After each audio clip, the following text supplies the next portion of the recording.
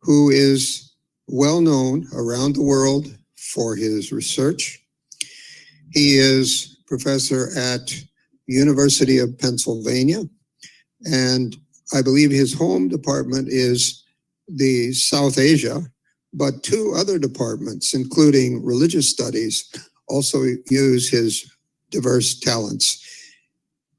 He received a PhD at the University of California, Berkeley, and worked as a BA student receiving BA at Columbia University in the city of New York. His research interests include Sanskrit language and literature, the epics and drama and grammar and linguistics, the Indian philosophy and intellectual history, and the languages Pali, Prakrit, Hindi, Gujarati, and also literature, including translation theory. His selected publications, which you can see if you Google his name and University of Pennsylvania, include these: Text to Tradition, Columbia University Press, 2014, A Grammar of Telugu Language in Sanskrit, Central Institute of Indian Languages, 2016, The Way of the King of Poets, Manohar Publishers, 2017, India. And he has selected articles on the homepage, which you can view, that represent principal journals around the world, such as Journal of the American Oriental Society, Journal of Indian Philosophy, Asian Philosophy, and other prominent journals. Okay, so without further ado, I'd like to turn it over to Deven Petel, my good friend of at least 10 years, and let him do the blessing with you today and go ahead and teach the topic, Schools of Indian Philosophy at the Time of the Buddha. Welcome, welcome, hearty welcome to you. Thank you all. So I will leave it to somebody to, if you have a traditional way you begin classes, but I thought maybe it would be nice to begin with a blessing since we are all here and we're at a Buddhist university.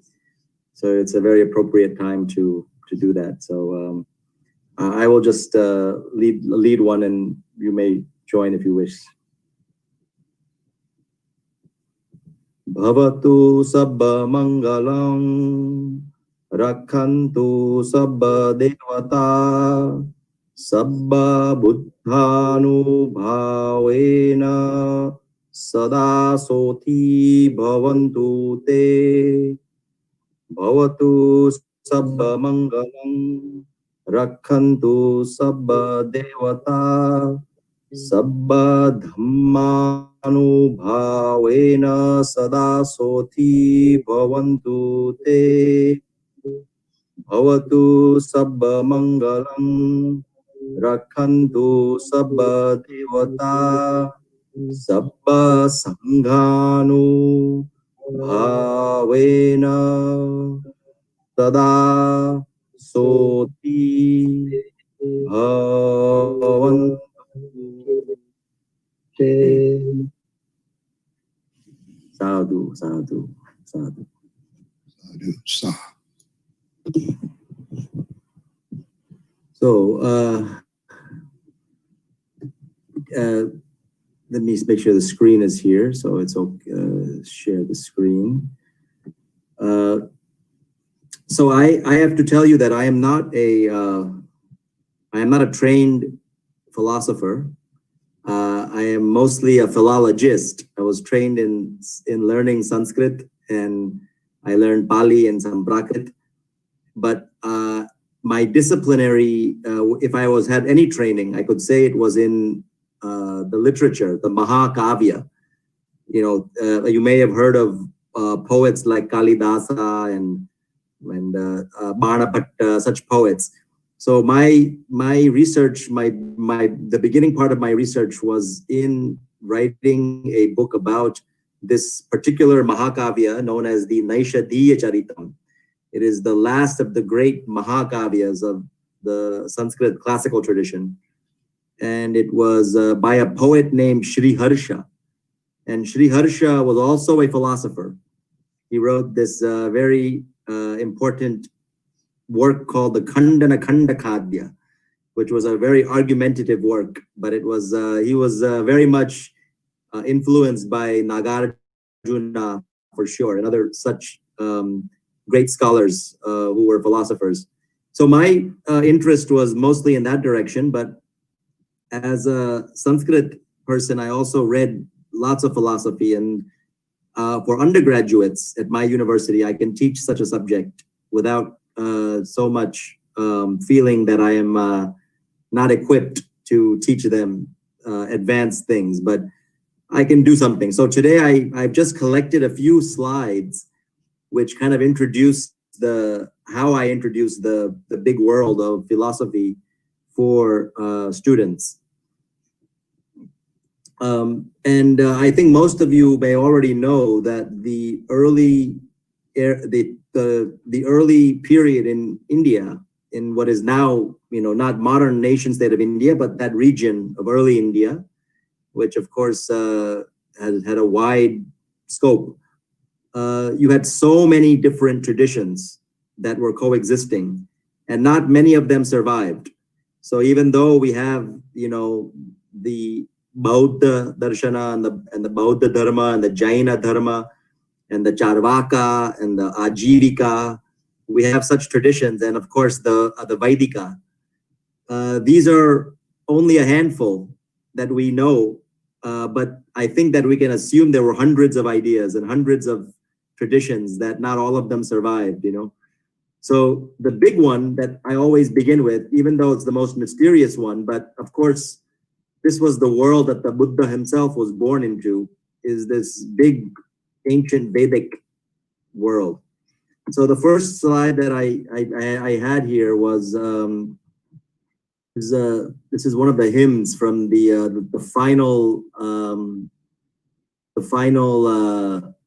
line of the Purusha Sukta, as it's called, from the 10th mandala of the Rig Veda.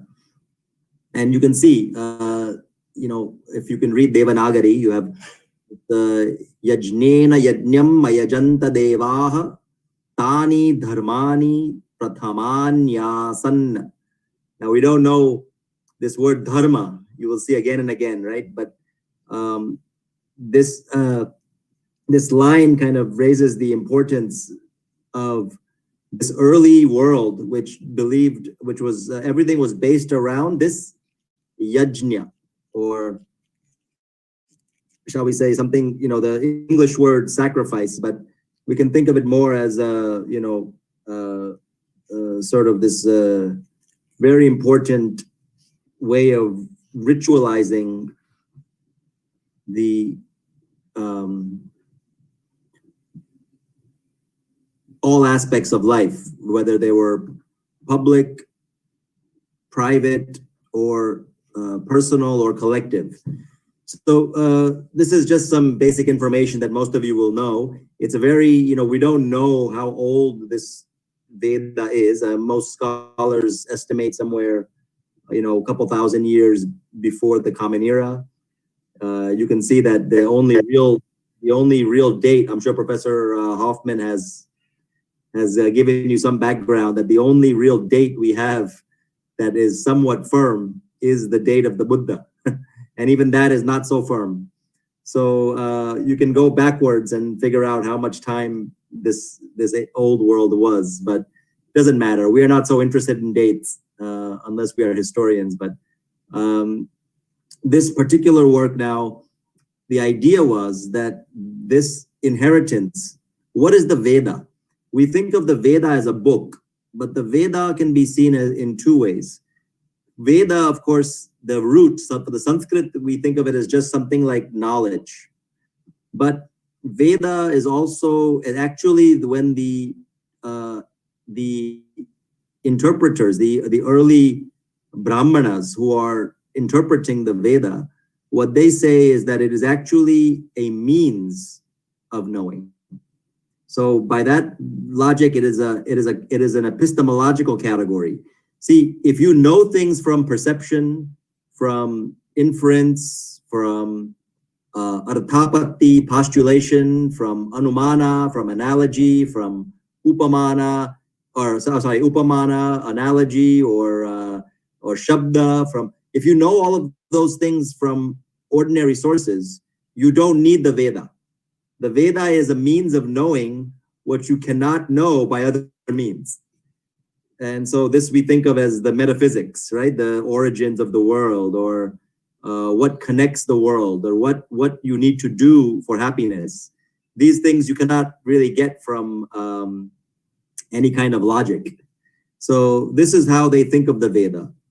And the Veda, the idea was that in the sky, you had all of these primeval sounds, that these ancient rishis, and this word rishi is, we know this word from Pali, right? Isipatana, the grove of the city. But rishi means seer. It's from the root drish, to see. And the idea was that these ancient seers saw, they did not hear, they saw the mantras in the sky. And what came down in the transmission, and this is unclear if it was transmitted directly or if it was somehow managed, but what we think of as the words and the sounds of the Veda, they think of them as eternal mantra, as these powerful sounds which actually constitute not only the knowledge that we have, but also the material reality of the world. This is how they interpreted it, that the whole universe is the Veda, and that it is without any beginning and without any kind of author. It has simply always been there. And but what we think of the Veda as text, we think of it as some 1,000 hymns, or different types. This is the Rig Veda, of course. There's the Veda is an expansive corpus, but if we think of the Vedas in this particular old archaic form of the Sanskrit language, it's divided into 10 books, and we have just seen this particular line from the 10th book, the 10th mandala. The gods sacrificed to the sacrifice by means of the sacrifice, and these were the first dharmas, prathamanyasanna. So this word dharma we can come back to.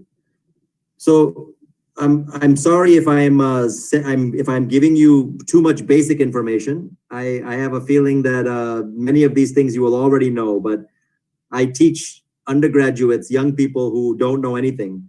So I am just following that logic right now. And if it is, in the question and answer, we can get more detailed if you wish to ask more deeper questions, but I will just quickly go through this. So as I just told you, the Veda is thought of as a means of knowing, and that which you cannot know by any other means. And that other means we think of as pramana, as epistemology is the fancy English word, right? The means of knowing, instruments of knowing things. So the early Veda, the Veda is divided into two parts.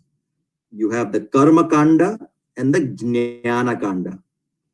Now the Karma Kanda, this word karma, we think of as once we get to the Upanishads and to the Buddhist, the Buddha's teachings, as well as Jain and Ajivika, and that word karma comes to mean something different. But in the earliest phase, karma means the ritual action, the performance of ritual. Now, ritual can mean many things, not just the public ritual, right? We see in this picture, this public thing where you have a fire and you throw all the products of the society into it.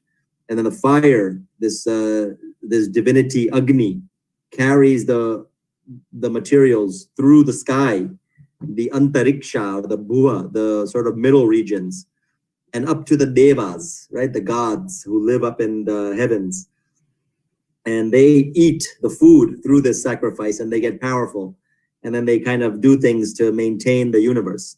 This is the standard kind of idea of the Vedic cosmology, right? You have this tripartite universe, earth, atmosphere, heaven, the Bhuhu, Bhuvaha, Suvaha.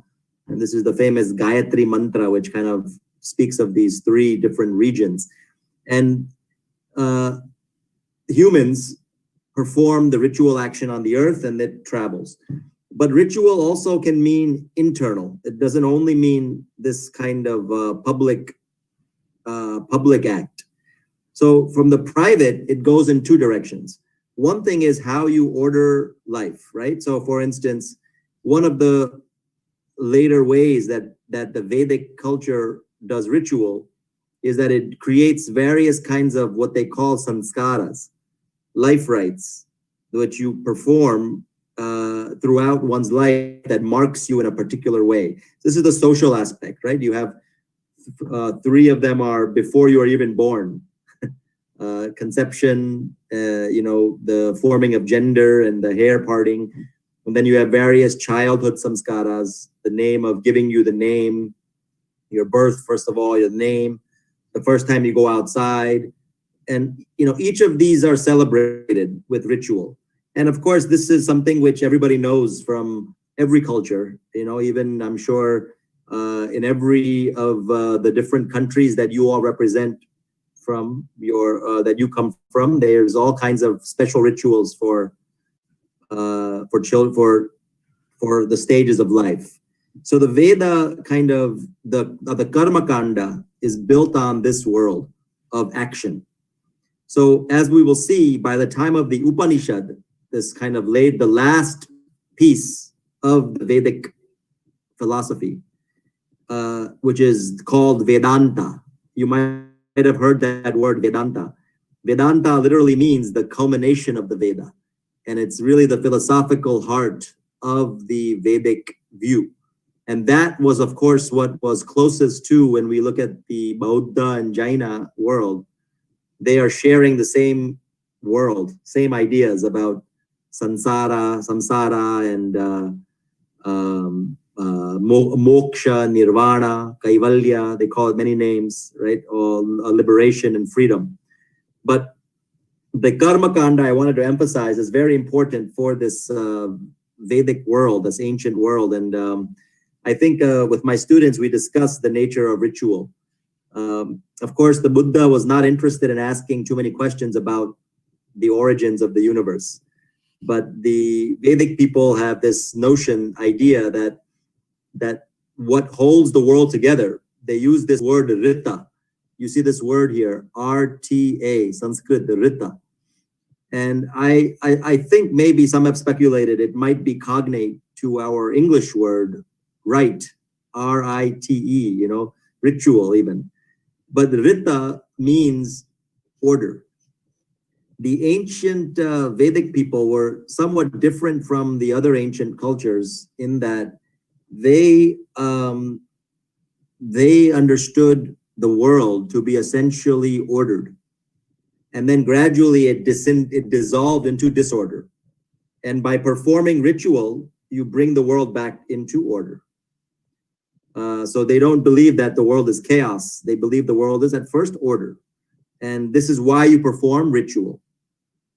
And of course, by the time of the Upanishad now, we get to, a new idea about that order and about the importance of karma, or the importance of action. So this is just a summary of some of the things you might find if you were to read the Veda. As a philosopher, as a philosophy student, you can look at the metaphysics.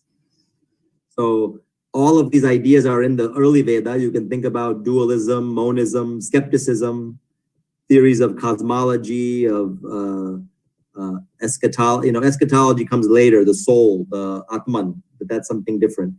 The important concept here I wanted to emphasize before we finish is this idea of bandha. You see this word bandha or bandhu.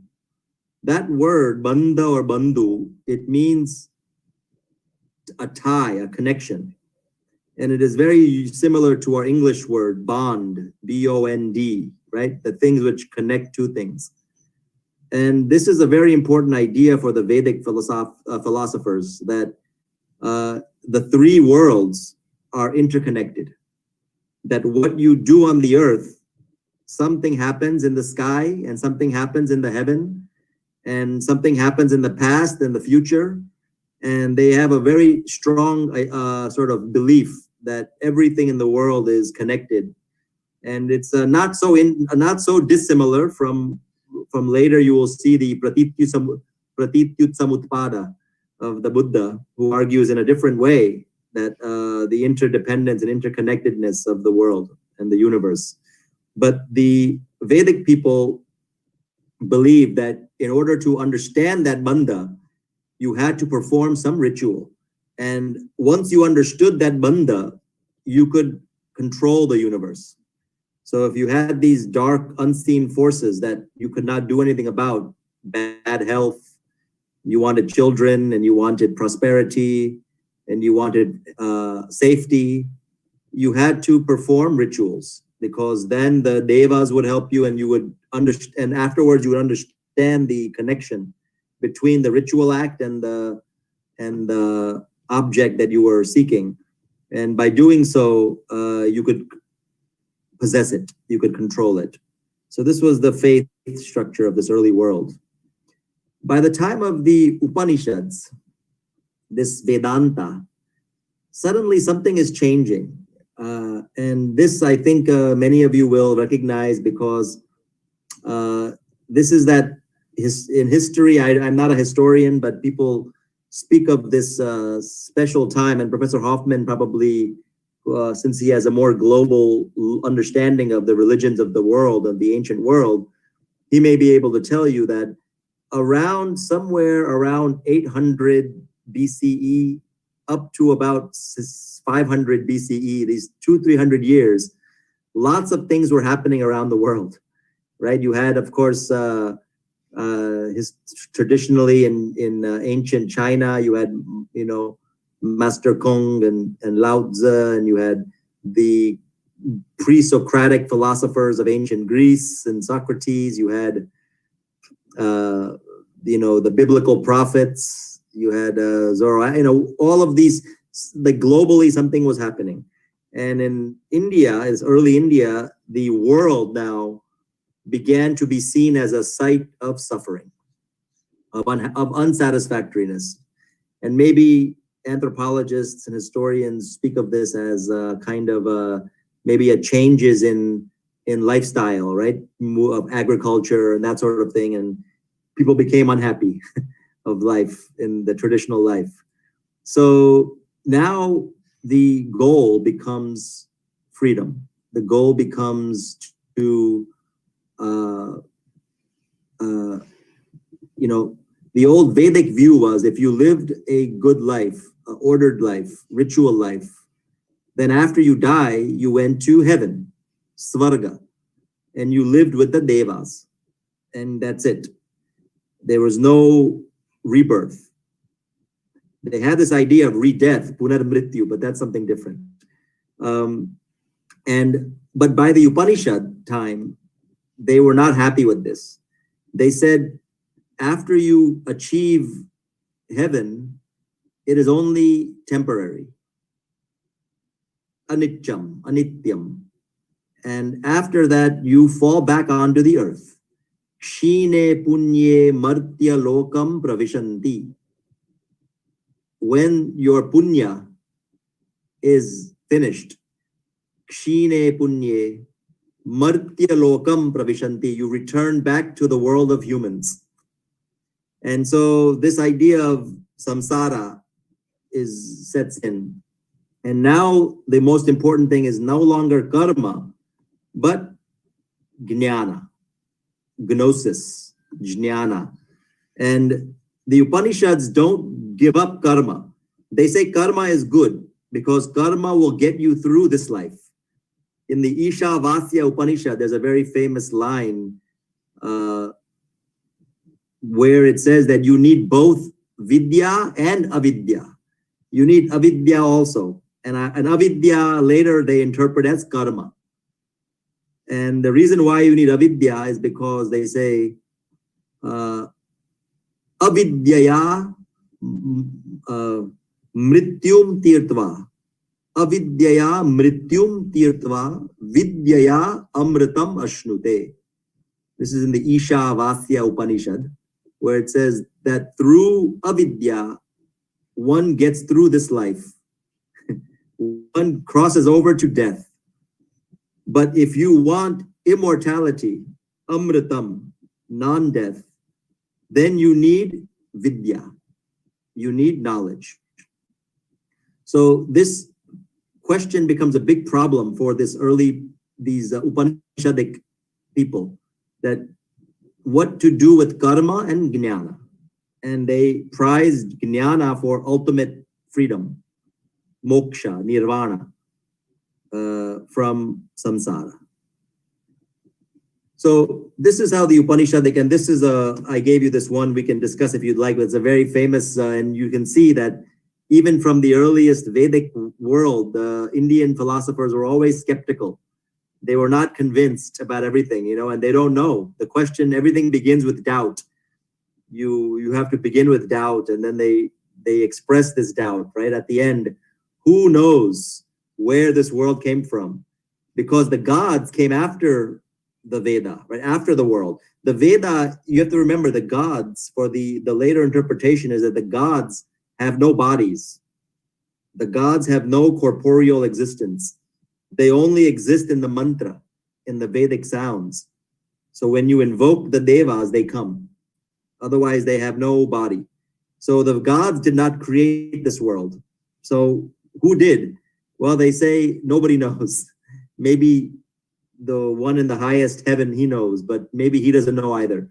So maybe nobody knows. Anyway, this is from the 10th mandala, hymn 129 of the Rig Veda. Okay, so, and I'm conscious of the time, so I will not go over. So again, the Upanishads we just discussed there, and many of you may have hopefully read the Upanishads. If not, you should read the Upanishads. It's very important because when you are doing philosophy, it's very important to get all of the different ideas that were existent at the time, so that your own interest becomes more more meaningful in light of the other views.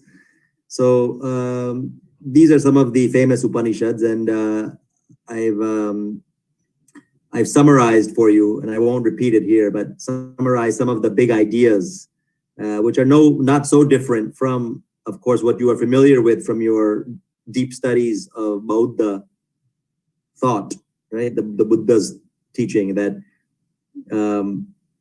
that life does not end with the body, that we move from one body to another, and that whether you think of it as Atman, as some eternal, unchanging thing, or whether you think of it as a momentary instance of dharmas that are real, that are moving across the space and time, or if you think of things as essentially dualistic or monist, either way, the connection of body and that is not eternal. It is moving.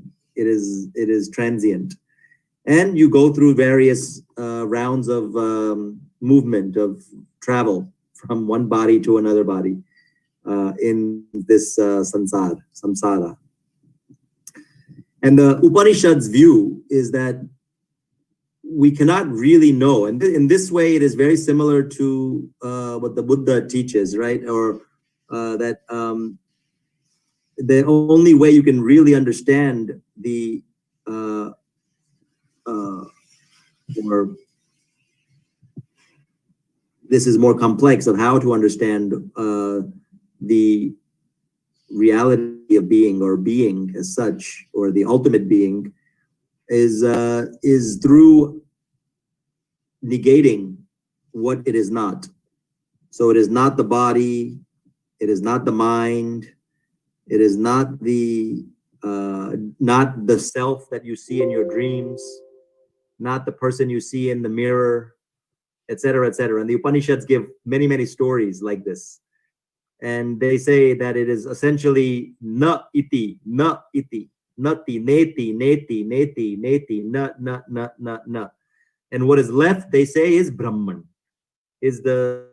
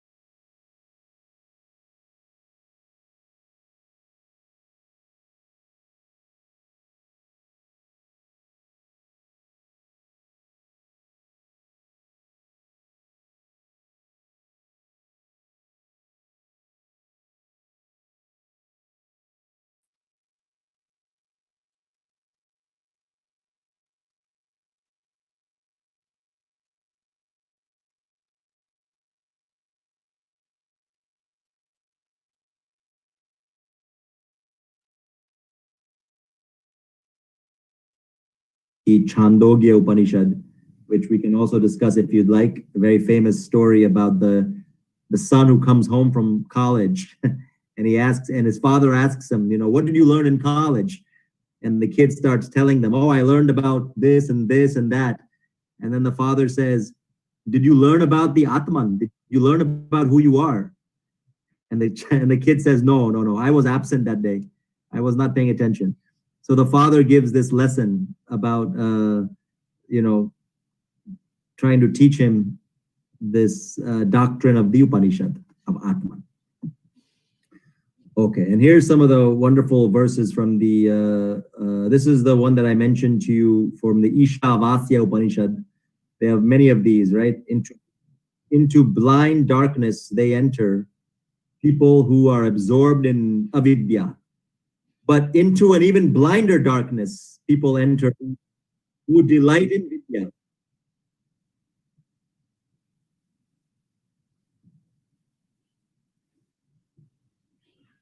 Is there something happening here?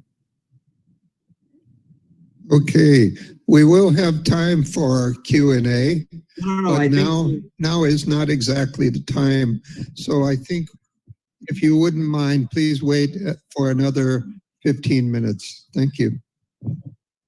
Oh, what happened? Oh yeah, okay. Technical glitch. Okay, so shall I continue? Yes, please continue. The time for Q&A will be 50 minutes after the lecture stops. Okay, started. So we're about 15 minutes more of the lecture. Would you please mute your microphone? Thank you. Okay, Dr. Patel, would you kindly go ahead? Sure. Thank you. So these are just more passages from the Upanishads, and I hope you had a chance to look at some of them. If you'd like to discuss, we can, of course. The main issue with the Upanishad now is following the old Veda. The old Veda, you remember, the importance was to identify the correspondence, the connection between the different elements of the universe. And similarly for the Upanishads now, the big question is, what is the connection between the individual self? What is the connection between the individual self and the universal Atma, Brahman? So this becomes focus of Upanishads, to try to understand the connection between the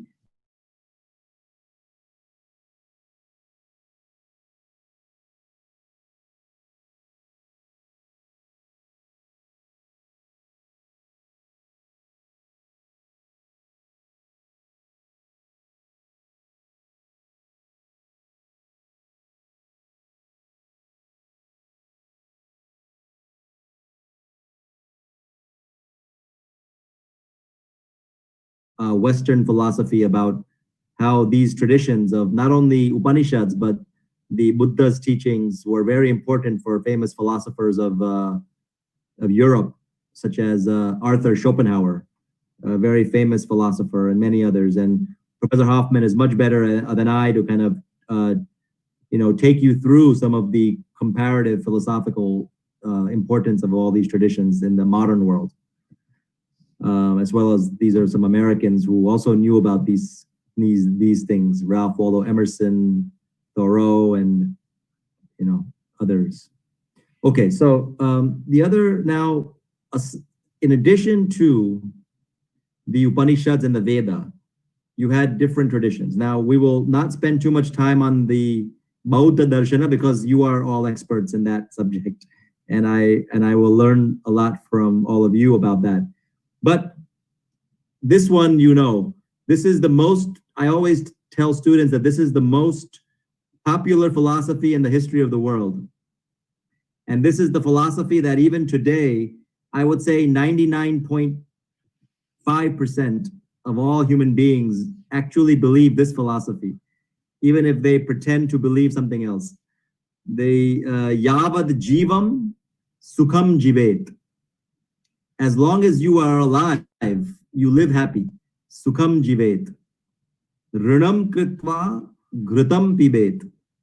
Run up your debts. If you have credit card, you spend all your money on credit cards. And ghritam pibet, and drink and eat a lot of heavy fatty foods. Drink a lot of ghee.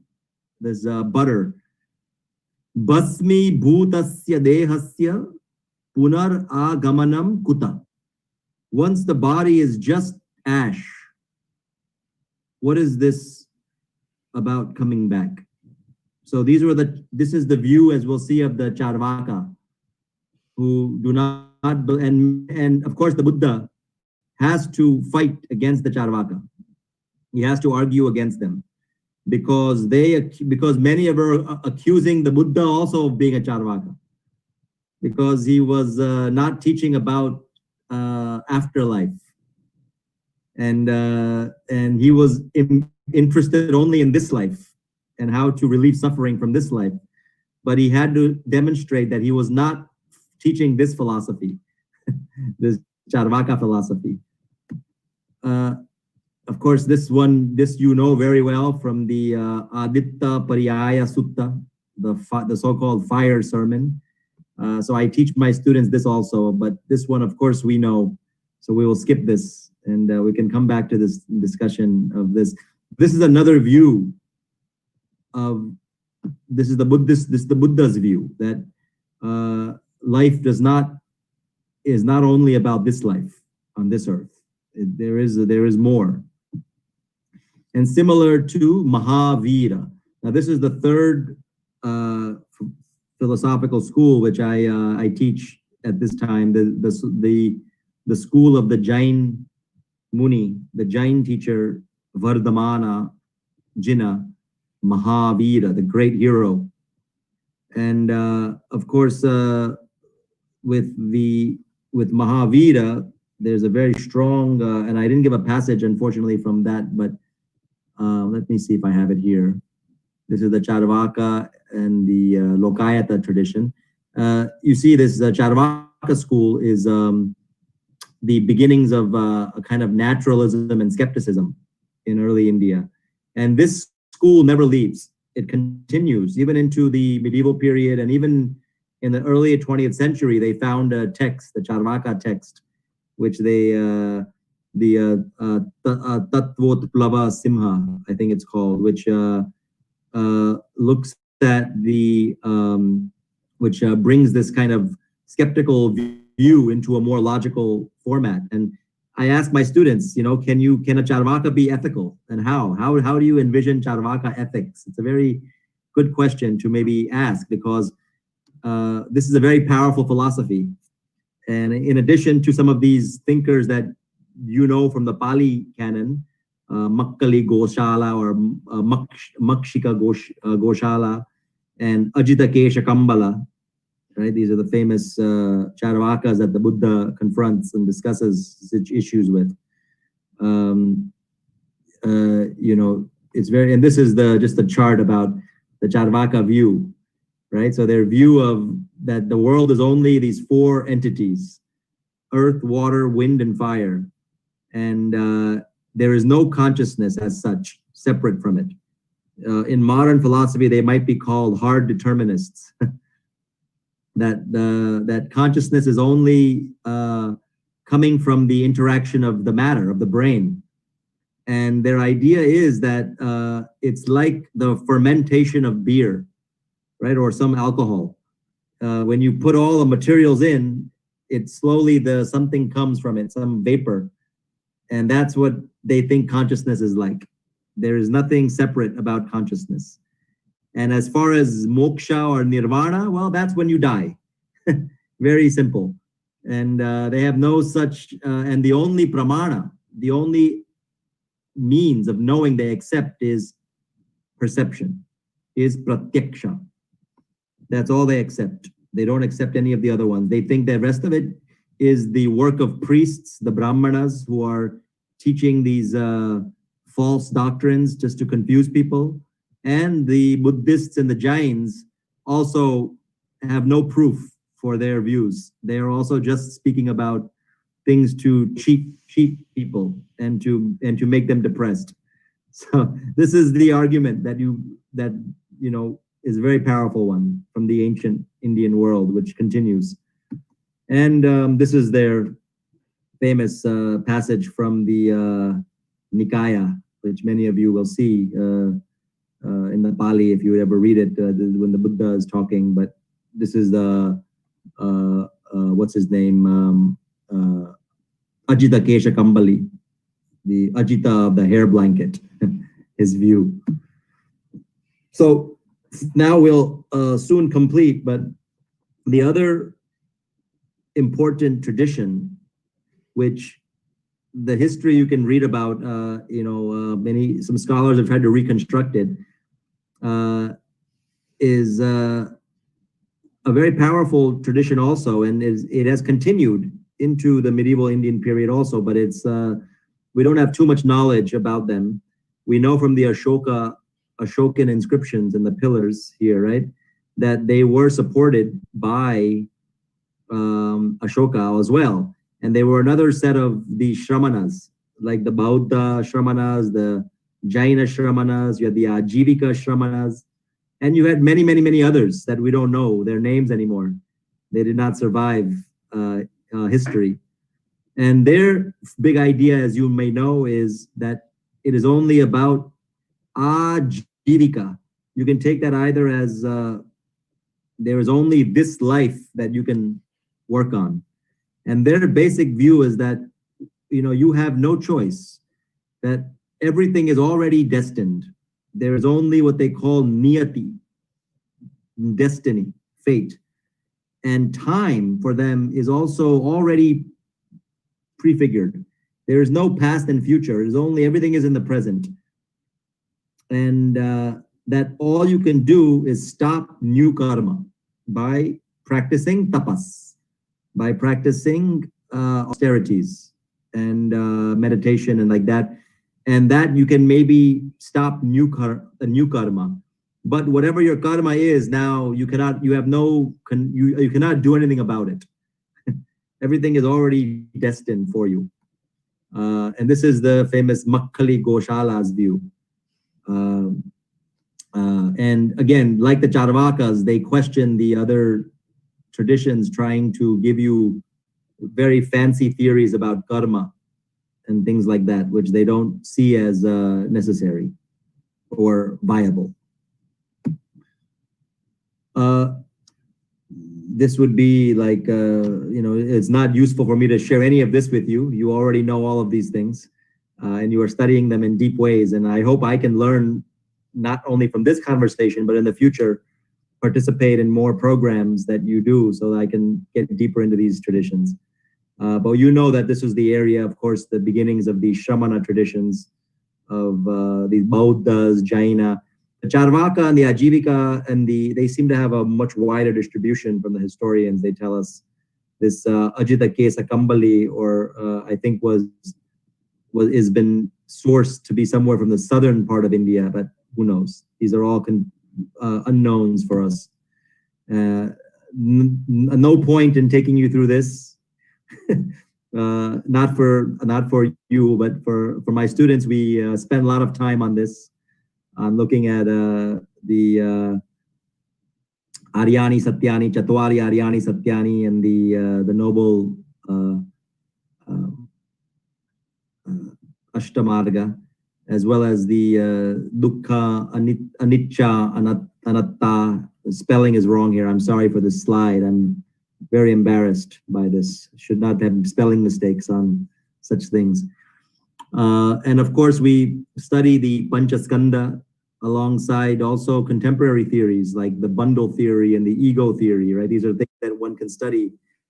Of course, Bauddha Darshana is, as many of you know, very much closely tied with contemporary discussions about philosophy of mind and philosophy of consciousness and that sort of thing. And Professor Hoffman is the expert on that subject. So that's something which is another conversation to have.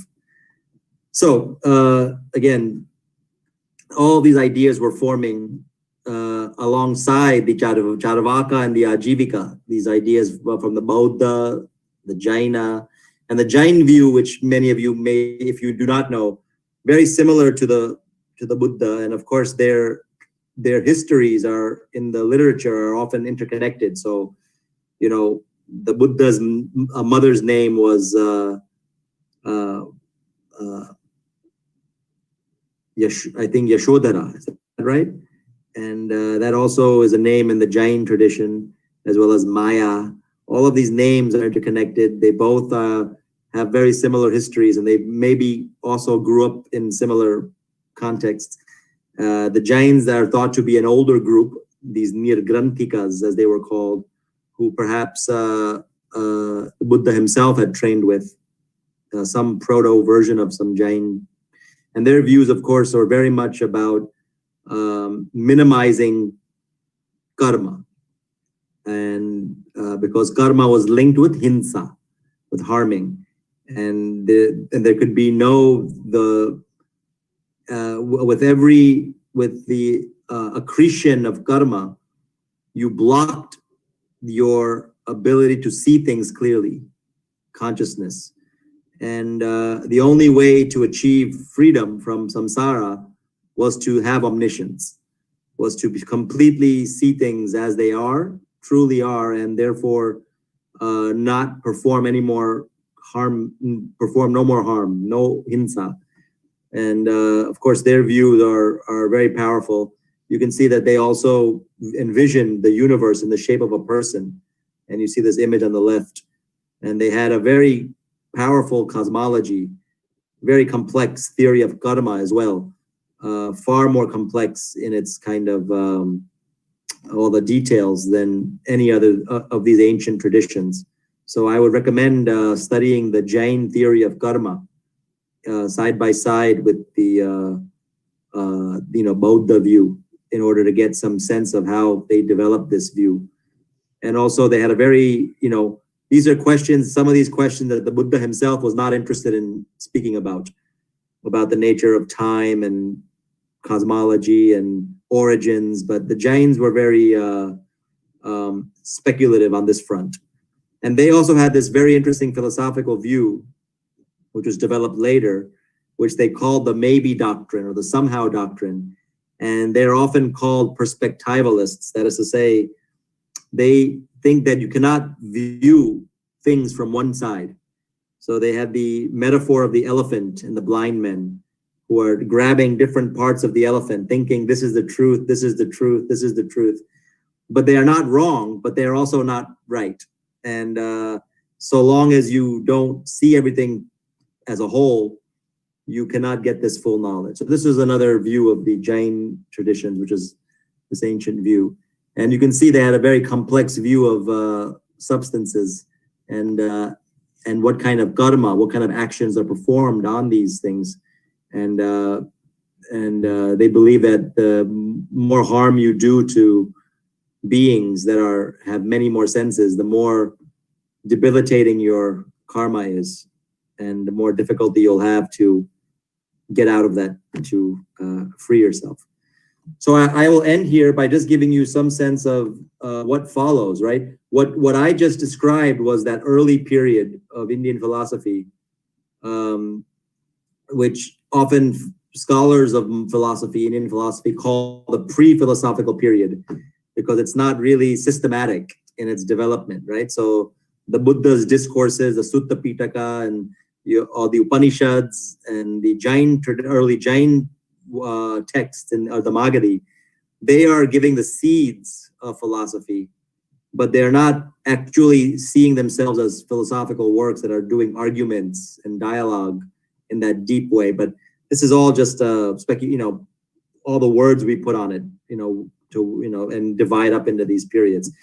But later, for the Vedic traditions, you'll have these developments of these philosophies that I recommend you study: Sankhya, Mimamsa, which is interpreting the Veda and Brahmana Shastra, Vedanta, of course, studying the Upanishads, Vaisheshika, very important, studying the natural world, and they have lots of connections with the theories of atomism in early Buddhism as well.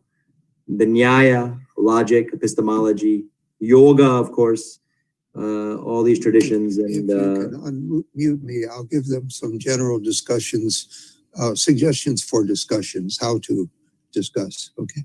yes. Then I want them all to be able to discuss. Okay. So the rest of it I finish here. These are just some of the sources, and I can send this as well, just the different texts and different aspects.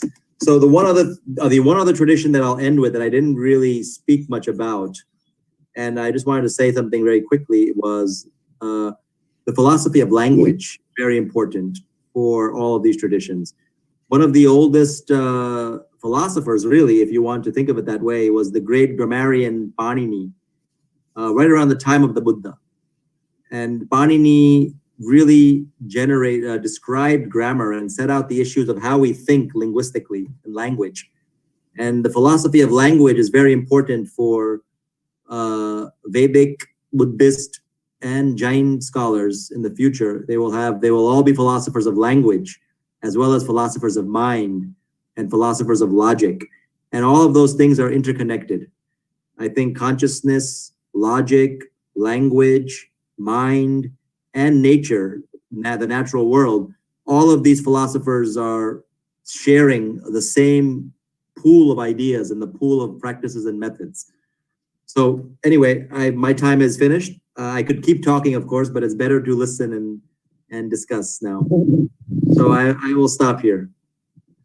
Dr. Petel, could I thank you so much? And with the students, I would like to give you a why. Thank you. Okay, here is some idea for how to have a productive discussion, as we have enough time, and I think we can get a lot out of the dialogue with Deven Petel. So I would recommend that if you're in my class, you be a little bit aggressive to speak up first, and giving the students a little time at first. I would recommend the students think about any question about the background, the schools of Indian philosophy at the time of the Buddha they want to raise. And secondly, if they're doing research on either a topic or an academic paper, and they would like some comment from a broad perspective of understanding how that topic might fit into Indian philosophy, you will raise your question.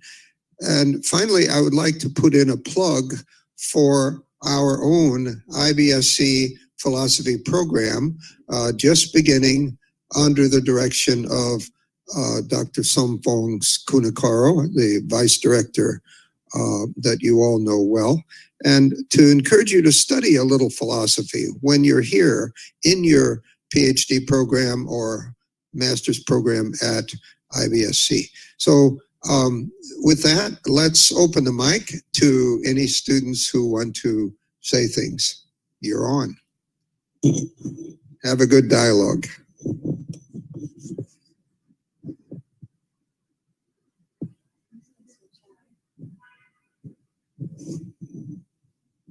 I see Mr. Chinchai has a hand up.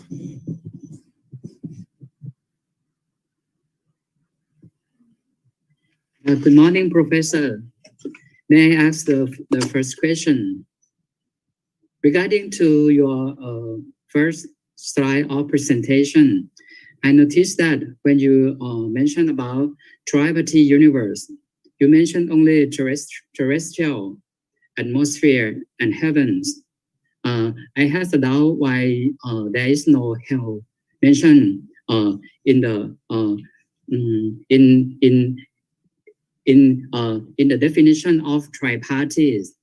And I will go back just a little step, that how to know that Veda composed of karma since the origin of the idea of Veda. Because I think that the definition of karma in Brahman Hindu is different from the definition of karma in Buddhism. In my opinion, I think that karma in the Vedic, just come after the time of Buddha, because based on the idea of achieve the heaven from the Vedic, just rely on the rite or ritual of the god or something like that. So if just rely on to the command, to the order of the god, why the karma is important in this way? This is just my first doubt that I find that it I find that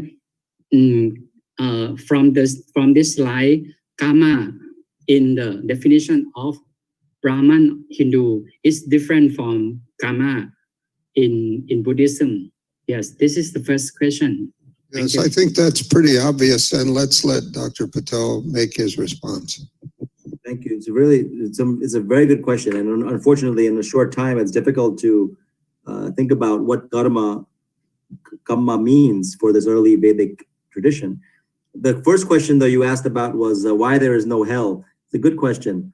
In the if you look at the Vedic and then the Puranic, what we call mythology, right? The stories of all of the ways in which you think about devas, and they have this word asura. So this word asura is also a type of god, but it's a god of what they call this chthonic divinities, gods of the earth.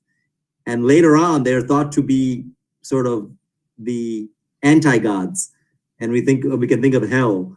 But I think, I think it's a good question. I don't think that they do, of course, in Vedic tradition, this idea of hell does develop. But I think as far as this Vedic ritual world, they are interested in the interconnections of these three worlds, because you can actually perform karma on the earth. That's your only space that you have some power, some control. So their idea is that control can help you rise.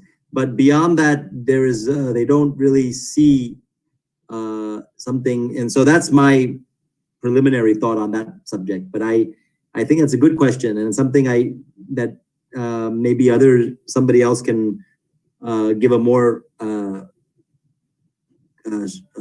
clear response on hell. As far as karma goes, one of the schools of Vedic philosophy is this school known as the Mimamsa. Mimamsa literally means the school of investigation. They are investigating and interpreting the sentences of the Veda. And as far as they are concerned, the Veda only teaches karma. The Veda teaches action. Action you should do and action you should not do for the sake of heaven, for the sake of happy. And heaven they call happiness. The Veda defines happiness. It defines heaven as tripti visheshaha, a special kind of happiness.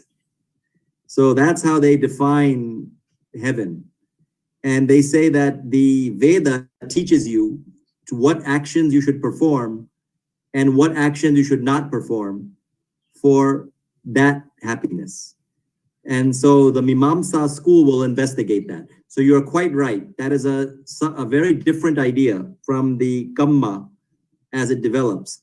The Upanishads, the later part, is closer to the Buddhist and Jain view of Kamma, because they believe that this action that you perform for happiness is temporary, and that it drives you from life to life to life because of there's no knowledge of what it is that you are doing. So in that way, I think the Upanishad view of Kamma and Karma is negotiating both. But you are quite right. By the time of the Bauddha and Jain traditions, Kamma is something that you need to work on very carefully to achieve any progress, spiritual progress. Okay, yes, I would have thought the whole point of the lecture is to show what is the background. And the background is, of course, not Buddhism. It's what led up to Buddhism. Could I have another question, please? Somebody raised their hand. Yes, you've already had your time. Another question, yes. Venerable Arlakawa. Please go ahead, Venerable Arlakawa. Good morning again. Professor Deven. So my question is very simple. Today, many people talking that Buddhism come from Hinduism, because the Hinduism is more earlier than Buddhism. So what is your opinion about that? We, as we are religious leader, we respect also other religion. So this is a little bit difficult to answer for us. So how do you think? Yeah. And another one question is I believe you are a philosopher. As you are a philosopher, you can understand very well. In your slide, I see that where comes the reward for a body that is non-age. So what is your answer about this one? Yeah, thank you very much. Thank you. The last question I missed, the rebirth in terms of what? That's in your slide. I see, where comes reward for a body that is non-age. Yes, that is. Oh, I see. Yes, the Charvaka. Yes. Okay. The first question is, of course, it's very difficult to communicate this because, we are all students of philosophy, and we also have much more information when we think about and formulate very basic views. It's very, when you're trying to look from the modern period back into the ancient past, there's a lot of complications. I think that we can say that no religion on the planet is older than 200 years old, to be perfectly honest. If you think of, you can say Christian or Buddhist or Jain or Islam or Judaism or Hinduism, but none of them are really old. They are modern. We are modern. These are modern ways of thinking, But so if you go all the way back, you cannot say that, there was no Buddhism at the time of the Buddha, and even Hinduism in that way. Now you can say that the Buddha and Mahavira and the rishis and of the Upanishads, the sages, they all probably inhabited a shared world. That is no doubt, right? They all were living in a world that was sharing many ideas. But I would answer that question by saying that, I think in this way, it's very good to look at the, to use, Nagarjuna's Chatushkoti, or to think about Pratityu Samutpada, that I don't think anything arises independently like that. And I think causality itself is an illusion when we think about such things. But I know it's hard to say, because you think that in a more basic way, maybe you can say that the Veda is not really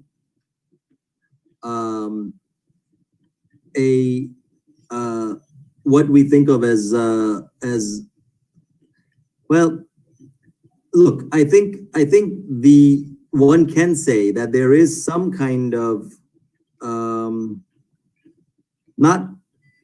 there's some kind of dual consciousness that I think is being represented by these traditions. So, in other words, the Veda and I think the Sir Chinchai, Professor Mr. Chinchai just asked this question about karma. I think that there's a real complex conversation happening in this ancient world between what should we do?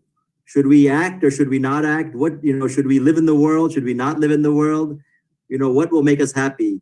And in that way, I think that conversation between the Vedic views and the Buddhist views, they are forming a new world, And if we look at the Bhagavad Gita was trying to balance the Bauddha and Jaina and Vaidika views in a certain way.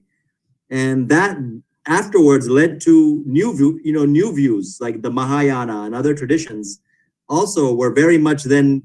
So I think Hinduism and Buddhism and Jainism, they're all always bouncing off each other and creating new ways of being, I don't know, it's very difficult if somebody already thinks that, it's very difficult to change their mind.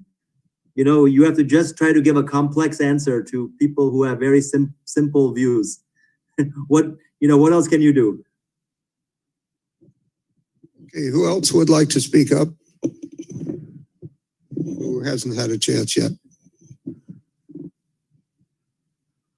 Yes, do I see Venerable Wutichai there? Yeah. Yes.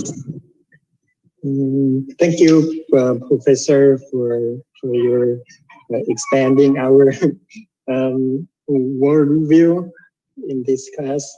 And my question is, I think you have mentioned many times on the epistemology of all of these beliefs and religions. And one of the way that the means to the knowing of these thinkers is the meditation. And to practice the meditation. My question is, do they have something like the guideline or the manual to practice all this meditation? I believe that they don't use the word meditation. I don't know what the words. This is another question. What's the words they are using? Like in Buddhism, we have like something like satipatthana or the samadhi. And do they have something like parable or something similar to look into and maybe compare, and maybe we can try to do it their way, and let's see what happened. Because at the time of the Buddha, he also like browsing around and try different things and compare what works for him. Thank you. This is a very, very good question. Of course, just as the previous question, many have argued that Buddhism invented the meditation, and then Hinduism came. Just like people are saying, oh, Hinduism, Buddhism, Hinduism. These are questions which are so difficult to answer, because you mentioned the Satipatthana Sutta, and of course, the Buddha himself practiced the, Anapanasati, the meditation of the in-breath and out-breath, and that was already existent before him, and he was practicing. Yes. So obviously meditation is very old, and it belongs to nobody. At least we don't know who it belonged to and where it was created. But if we think about the manuals which come later, right? If we think of Visuddhi Magga, Vimutti Magga, if we think of yoga, the Yoga Anushasana of Jain, or the Tattvartha Sutra of the Jain tradition, or the Yoga Sutra, or all these source books. And I think that the one word that I see that is applied everywhere is, well, of course, you mentioned one, sati or smriti, right? For a particular type of meditation, which is linked with recollection or memory. Then you also have things like bhavana, right? Very important word of bringing something about, to bring something into being. But then as you go further, the developments of meditation traditions is such a complex world. You have, of course, the Vedanta tradition and the yoga traditions develop their own different ways of doing things. The Bauddha tradition, of course, from the Abhidharma up to Yogachara, Asanga, Vasubandhu, and even beyond in the traditions. There's so many things. So I think that it's that there's a lot that is shared in meditation practice, but there are also different things that that one can try. And I think that as somebody who myself, I have had some background in the Thai traditions of meditation, in fact, and many of you, we may share common lineages also in practice. But the one thing that I think is often said is that one should continue the practice at least in one direction, even though there are many, many, many practices that are available. But I think, like the Buddha, I think it would be good to also be aware of different practices to know what is the particular types of practice. So I have a very just like philosophy, one of my teachers told me that if you ever want to be a philosopher, there are two words in Sanskrit for, one is, they're both what they call desideratives. They are a special form. So one is jijñāsa and one is vijigishu. The word vijigishu is from the root ji, jayati, like jinna, to conquer. And it means the desire to conquer. That is vijigishu. And the other is jñā, which everybody knows, ñā, right? To know, is jijñāsa, the desire to know. So he told me, if you ever want to be a philosopher, you should have jijñāsa and not vijigishu. Try to understand and know, not to conquer and to win the argument. So I think that some of these arguments are very powerful in this world, right? Everything is like an argument world, but I think knowledge is the first thing, Very interesting. I must say that Dr. Petel has an extraordinary way of dealing with questions. I really welcome him heartily. I see a number of people who have been very active in this course, such as Venerable Chandima, Chunmei Zhang, Nantikavati, a number of you. And I want to spread around the discussion and let everybody have a chance to interact with him at least once, if it is possible. Any volunteers? I see Chunmei Zhang. I see Venerable. Would one of you go ahead? Yeah. Panyasara, Venerable Panyasara first. Okay.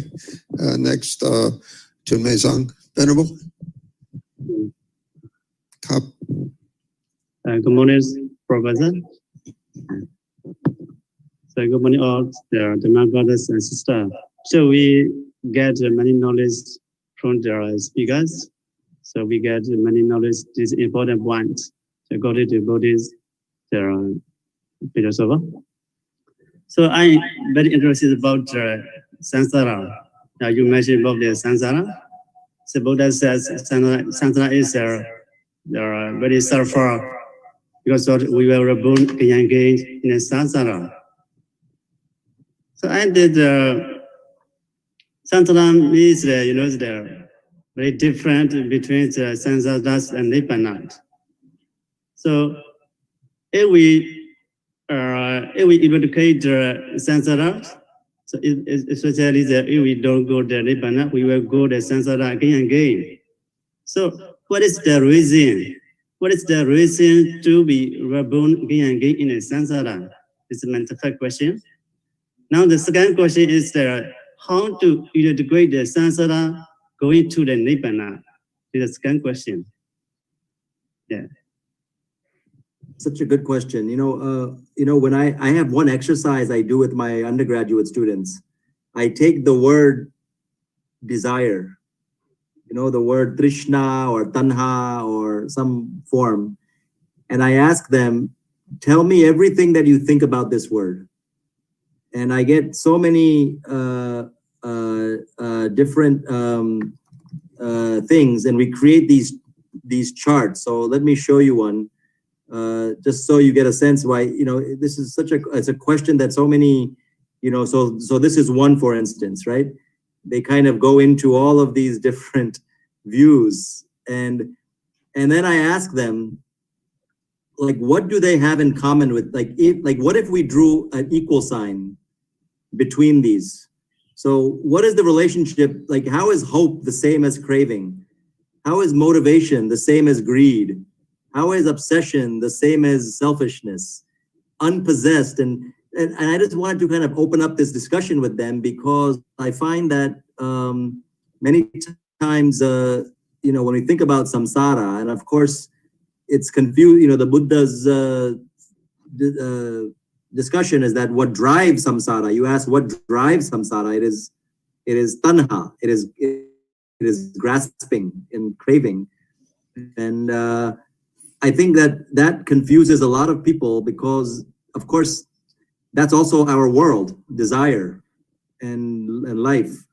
So I think that the way I would go about this, and I think this is also how most of these schools will actually deal with it. You have to understand what it is first, and then I think it becomes clearer to frame it. And of course, the other idea that you have this, the famous Nagarjuna, the great philosopher, he was saying that really samsara is just an illusion, right? That really, that it is only one thing. Samsara is nirvana. And this is a more complex view, of course, that I think, requires more effort to get at. But I'm not exactly sure how to myself, because it's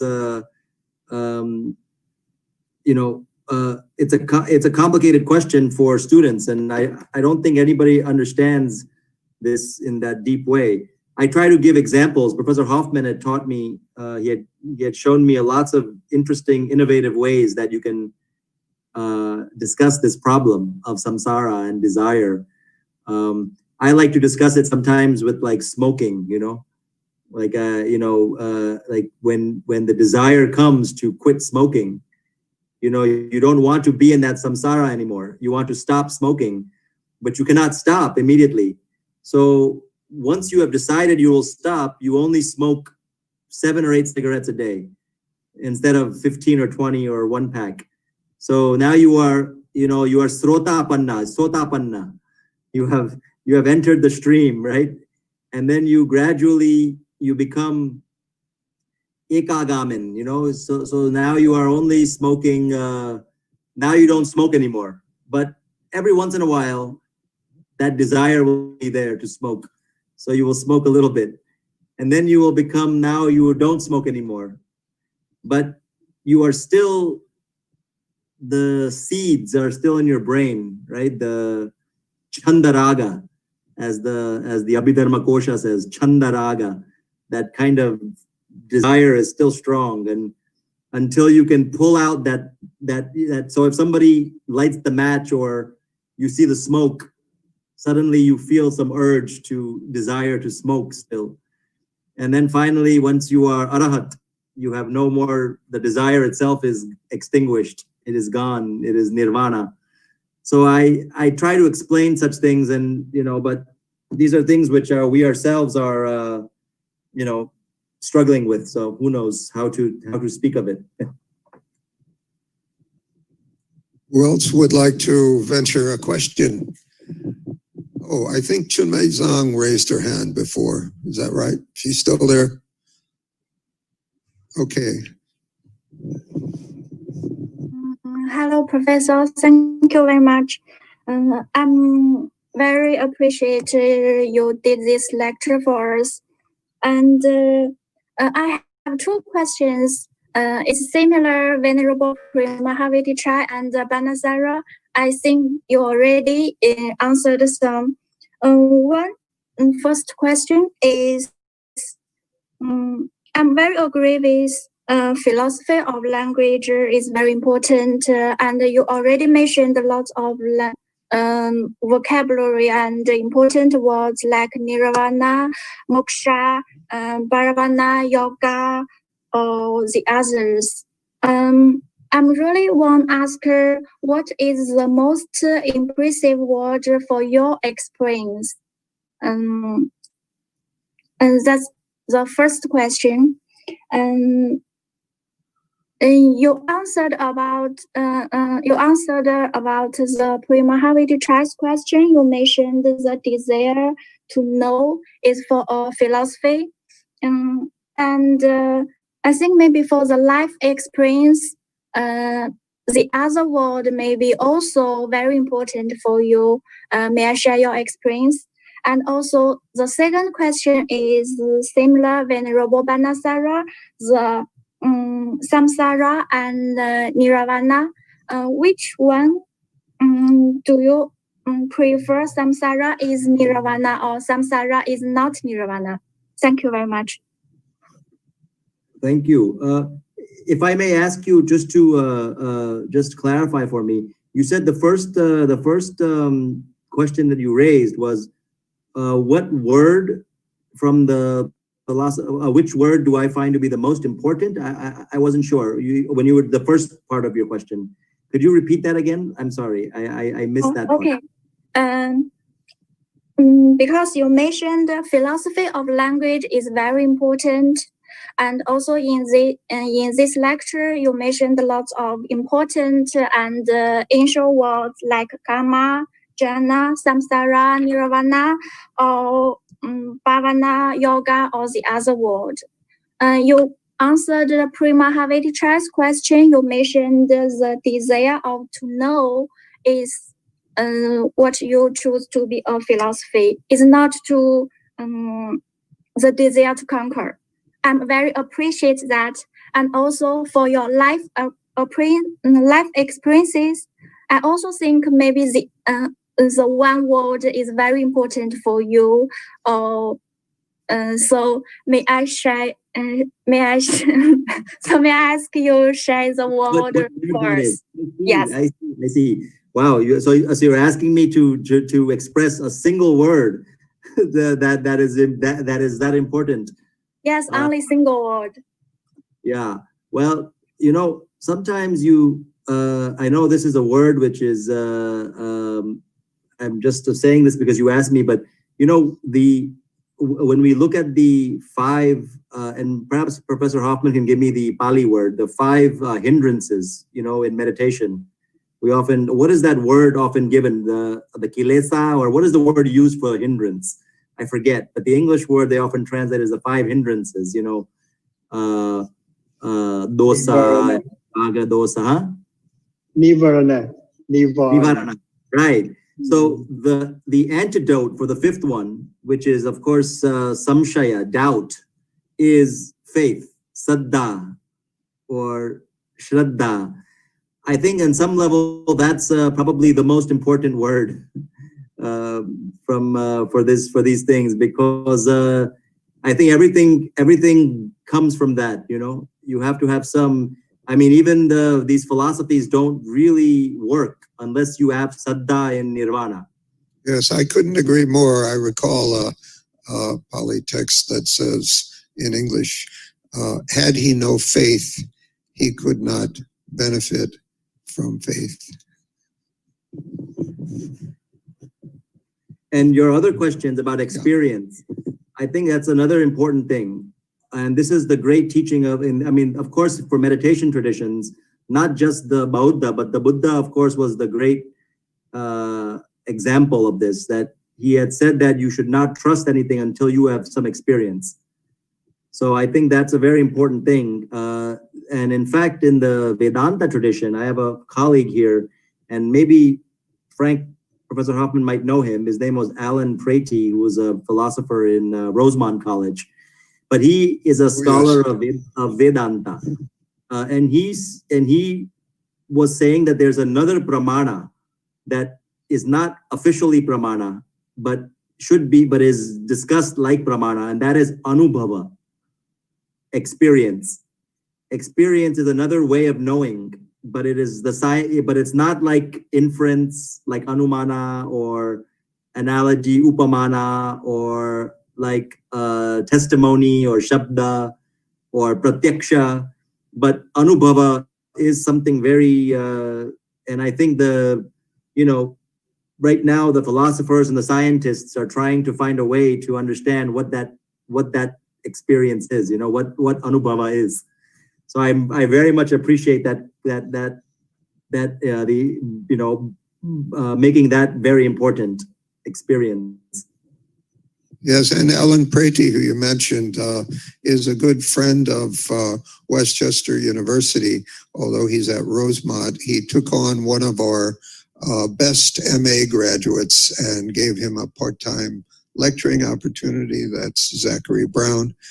And Alan has supported Greater Philadelphia Philosophy Consortium for many years and published in Asian Philosophy, the journal. So highly respected. Yeah, thank you. Other comments? I'd like to spread it around, make sure everybody gets a chance. People who haven't spoken yet, raise your hand if you haven't spoken. Like to say something. Okay, is that Nantikavati who I see? And after that, I see Venerable. Okay, Nantikavati first. Good morning, Professor and classmates. I'd like to ask 2 questions. Hear to me? Yes? Yes, I can hear you. Yeah. I'd like to question 2 questions. First question is, in my Buddhism, the final goal is the Nirvana. So, what is the final goal of Hinduism? Is this one question? Could you repeat that one more time, just so I can understand it? I was having some trouble with the sound. Okay.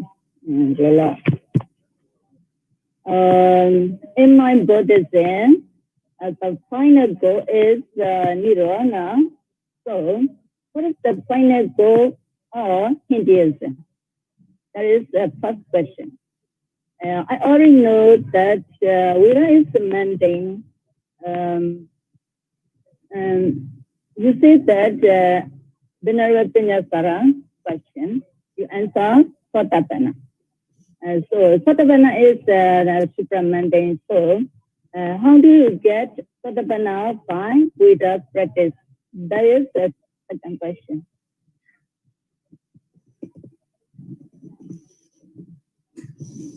Okay, such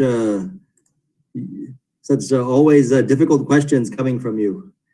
So the first question I think is easier for me.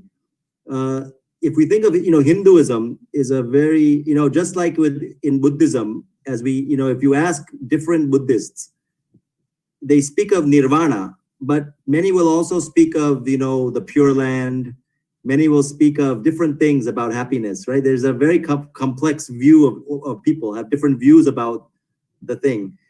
Hinduism is not so different. There are some Hindus who are like very similar to the Buddhist view of moksha, they call, or nirvana, of kind of ultimate happiness. But those who believe in more kind of what they call saguna, not nirguna. Nirguna is without qualities, right? Nirvana has no conditions, no qualities. So that is the ultimate moksha. But some who are saguna, with qualities, they believe in heaven with the, with the supreme divinity, supreme God, which is like similar to Brahman maybe. So Vishnu, Shiva, Devi. Others believe in this kind of like even among the philosophers, right? So many will say that it's not really nirvana or moksha, but just happiness. So for example, the Nyaya school, the logical school, they believe that unhappiness, dukkha, is just having some kind of burden on you, like a suitcase on your head or something. And once it is off, you have happiness. You have sukha. You have nirvana. So for them, they don't believe in the ultimate or heaven or metaphysical in that way, but they just think that happiness is like this. So I think for Hindus, it is also very mixed. I think different traditions will have different views, and different people will have different views about that. So I think it's not so dissimilar from the Hindu, from the Buddhist view. As far as Sotapanna, you said, how can you get Sotapanna without Saddha?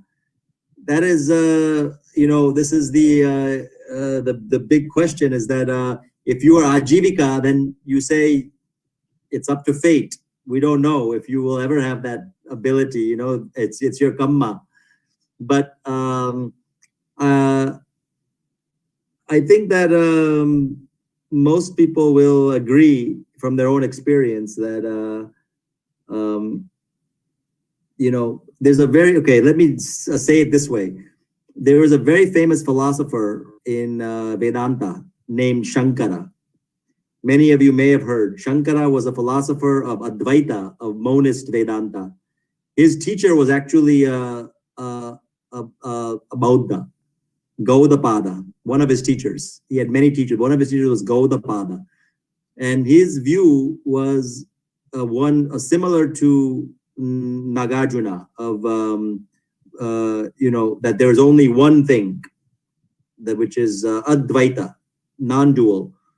And there's a statement associated with him. He says, Yad ahareva virajet, tad ahareva pravrajet.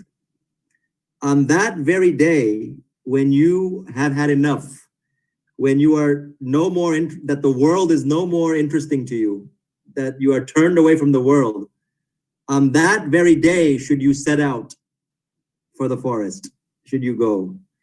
So this is a very, I think this idea that I think that one cannot force oneself into Sotapanna.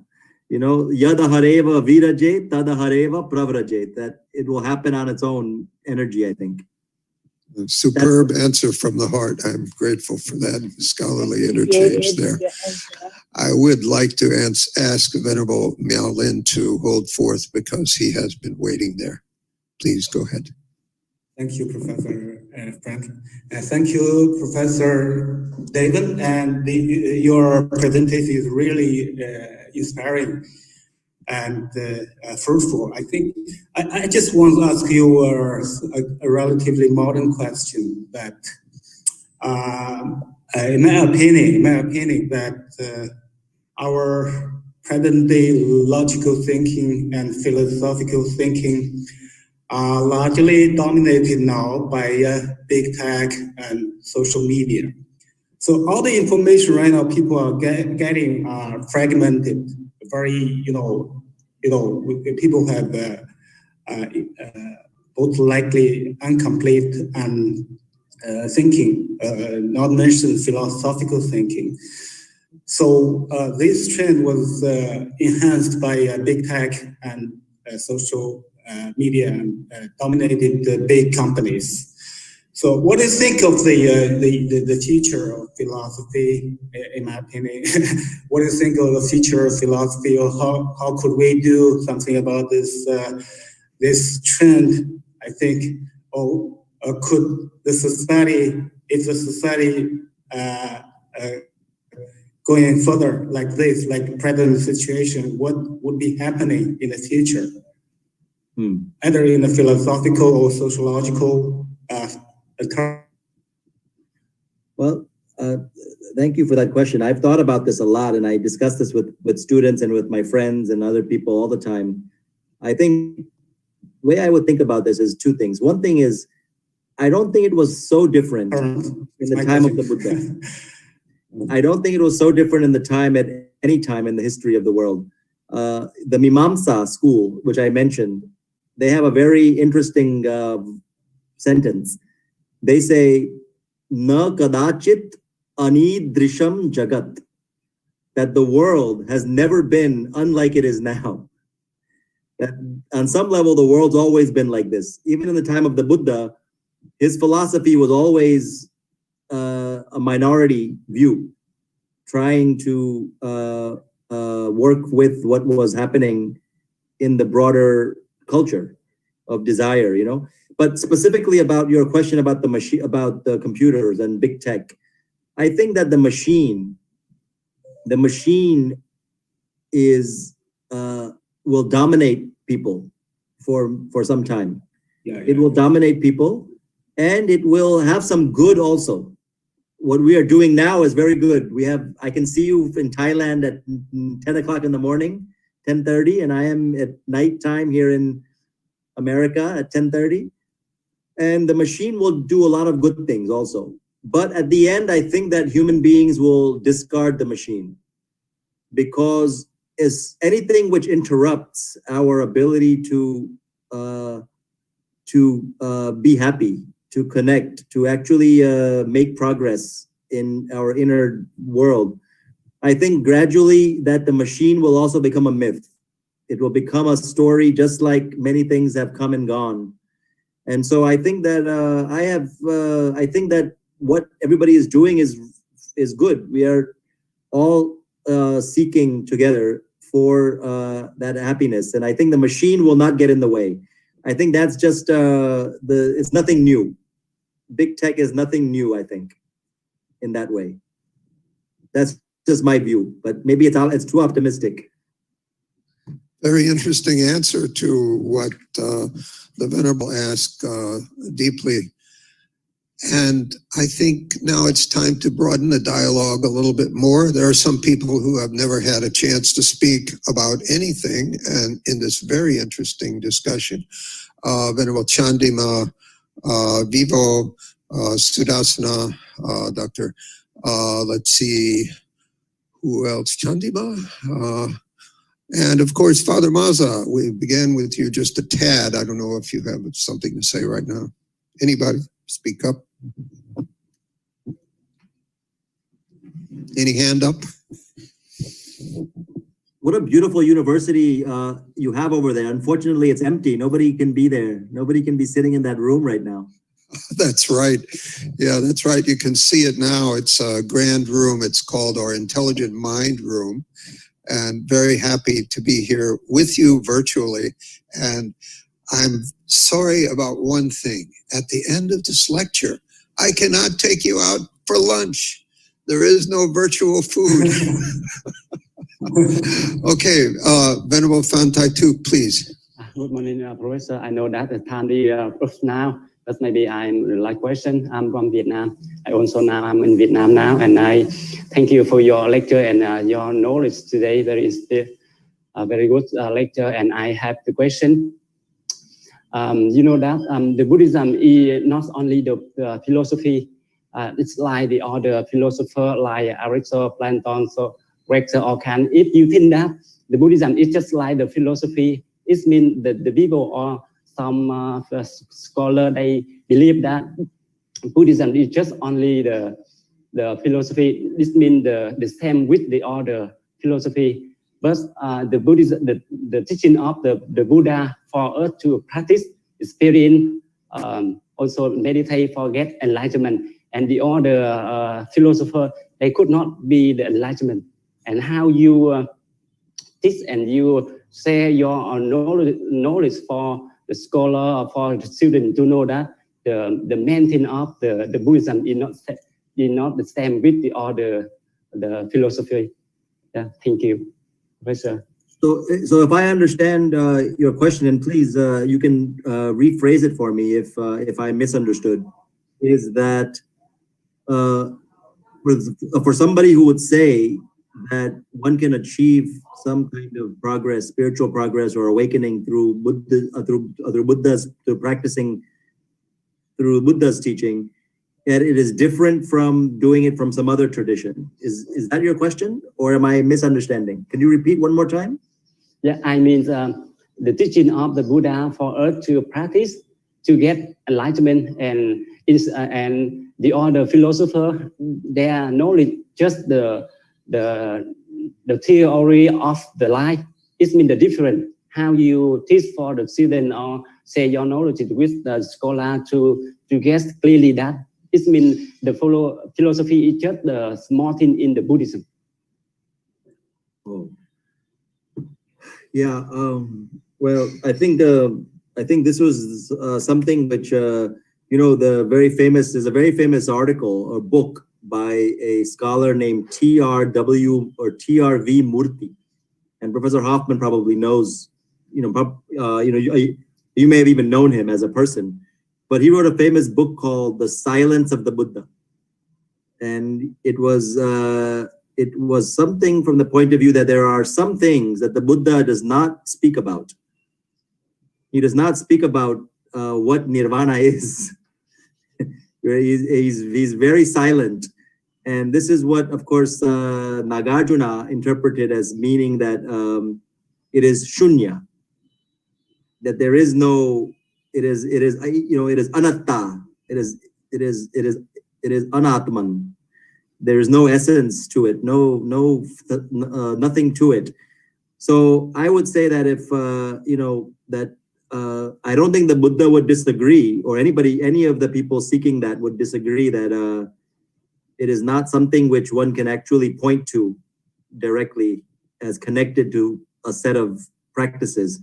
However, I think that, and this was a question that and if you're interested, I mean, there's a discussion right now in some American books, people are going back and forth about what they call Buddhist exceptionalism. That is Buddhism special?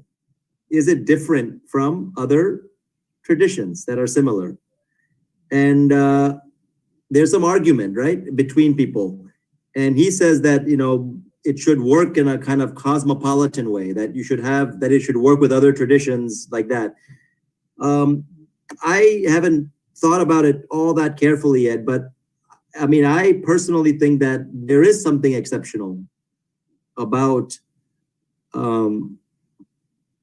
maybe each of the traditions, but Buddhism offers a specific view and a specific path and a specific way of dealing with certain things. So I would say that for that person, that is the correct way of approaching it, but I think when we get into dialogues, I think what I said earlier still holds, that maybe it's better not to think in the dualist terms too much, but nevertheless, that's just how we are. Interesting response. Thank you. And I want to riff off one thing you said and parlay a question to you, which actually come from a student. And I would like to notice at first that you have validated the perspective that there are many Buddhist views. There isn't one Buddhist view. There are many Hindu views. There isn't a Hindu view, which is the only Hindu view.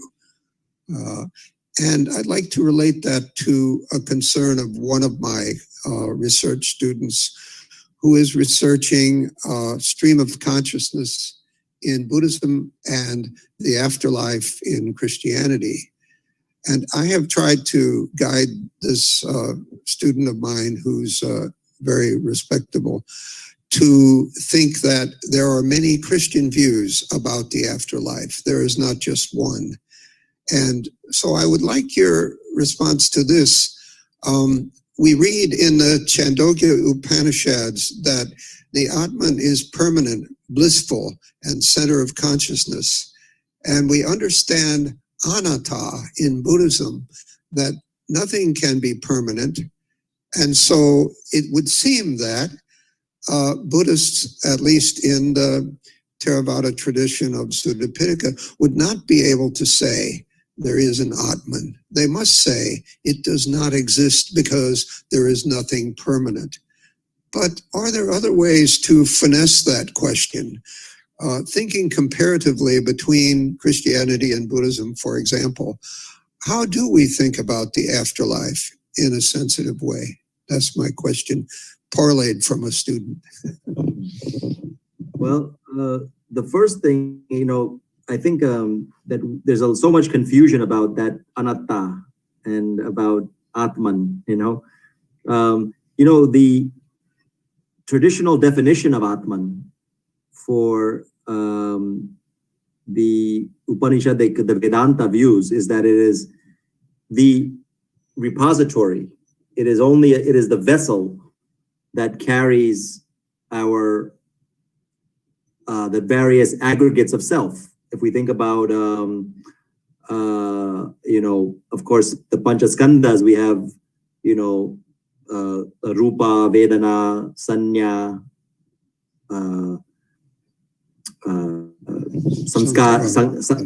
Sanskara or Sankara and Vijnana. So the Atman also is thought to be really a receptacle that moves, but that receptacles also seem to be distinct and eternal and separate. But there is no argument that there is no argument amongst Vedantins or Buddhists that what we think of as self is not self. What we think of as self is not self. Only they have a different view on what moves from one state of awareness to another. And that they can argue about. They have lots of arguments back and forth. And in fact, the Yogacara school is accused by the Madhyamaka school in Buddhism itself to be crypto-Vedanti because of the alaya vijnana, the memory storehouse consciousness, which they say is just another word for Atman. They don't like that. But on the other side, it is also something different. So I think that there's a lot of subtlety. And maybe what I would tell that student is that what's exciting is in the debate is the subtlety, the very distinctive differences. Even for instance, if you think about the non-dual, if you think of Sarvam Brahman, everything is Brahman, or if you think of Shunya, everything is empty. Now they are both Advaita, they are both non-dual. But there is some subtle importance of arguing in those two different directions. So I would probably, and that's where it's exciting to think about the way in which we, through our experience, I think the question that the Venerable Nun Tikavati was suggesting, the importance of experience, and also Chunme, I think it was very exciting to think that I always like to see how these philosophical views, these logical views actually get interpreted by our experience. So I ask students, what does it mean to be, if there was nothing but Brahman, if everything was united into one thing, or if everything was Shunya, what does that mean from your experience, And I think that makes all of these philosophical things much clearer to observe and discuss and study also. And the afterlife is a real problem because, of course, the Bauddha logic system would not exist if they didn't, without anatta as you well know.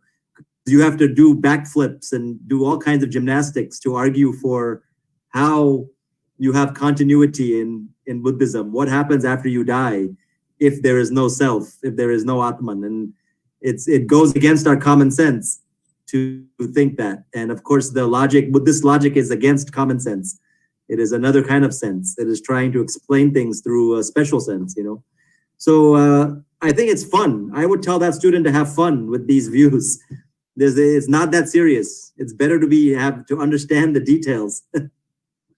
Okay, so now I have an answer and a respectable answer, which I relate anonymously to the person interested in this. Let's see. There are still some people who haven't spoken up. Hey, where are you? Who would like to ask a question?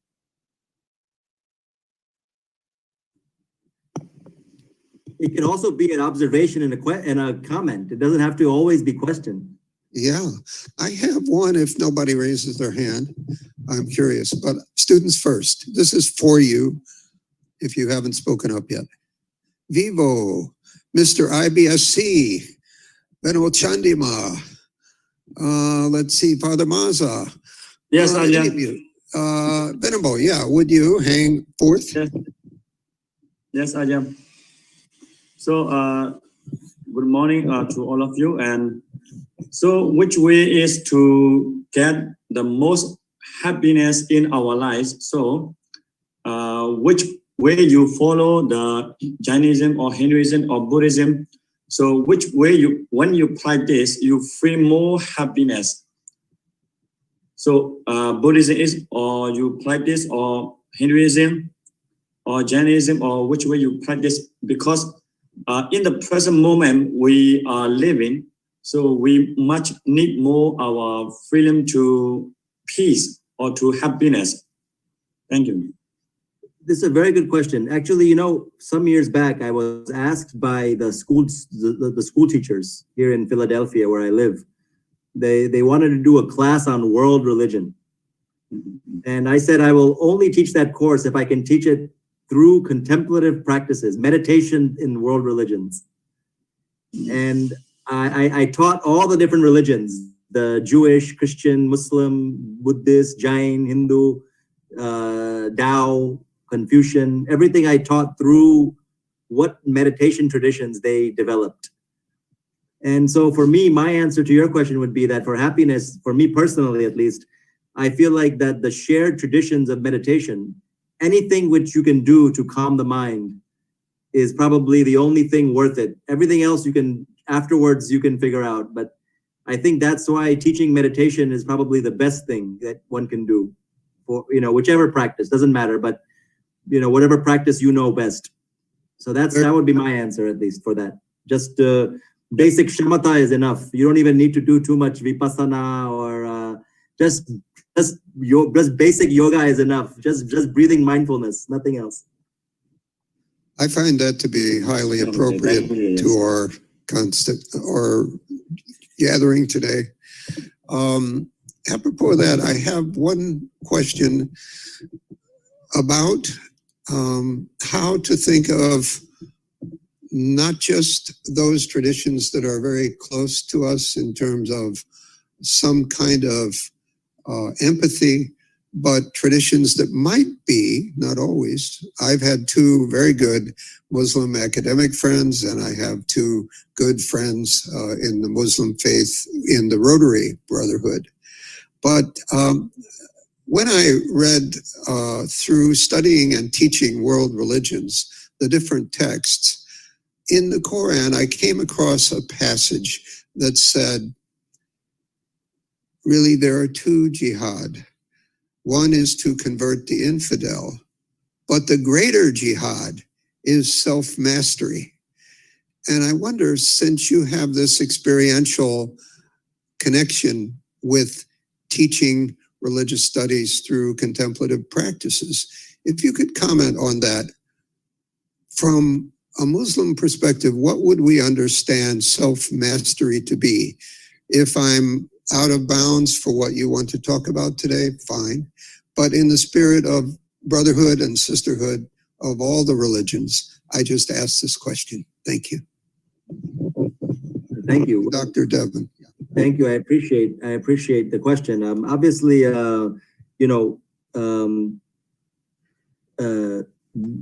no religious tradition lacks this view of that spiritual progress is made only through a certain kind of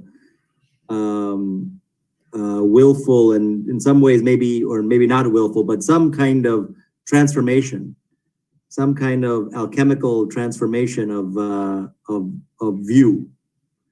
So that is something which is everywhere. And, for Islam, of course, you have, aside from the very direct practices of the sort of the Sufi traditions, you also have as you mentioned, from the more canonical literature. So